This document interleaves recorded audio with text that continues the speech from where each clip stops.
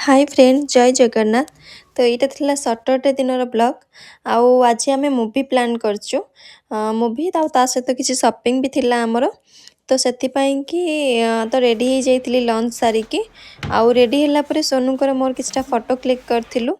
तापरे आमे 4टा सुधा घर बाहर जाइतिलु कहीं आमर 6टे जेहेतु मूवी थिला। तापरे आमे जाइतिलु लाइफस्टाइल सेठी मोर किछिटा पर्स आनिबार थिला। तो किनला परे आमे जाइतिलु सिनेपोलिस रे मो पॉपकॉर्न ऑर्डर करथिली।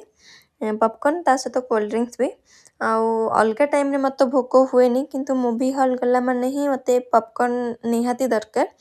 पॉपकॉर्न नथिले मते मूवी इनकम्प्लीट पर लागे।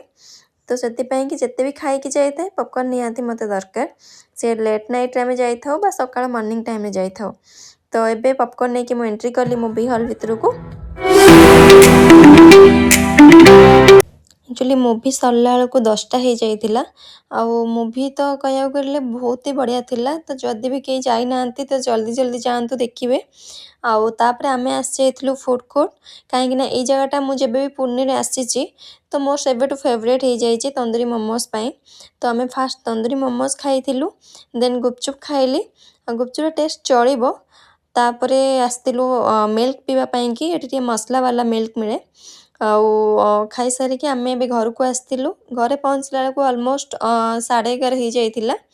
आउ एमिति ही थिला हमर वीकेंड टी।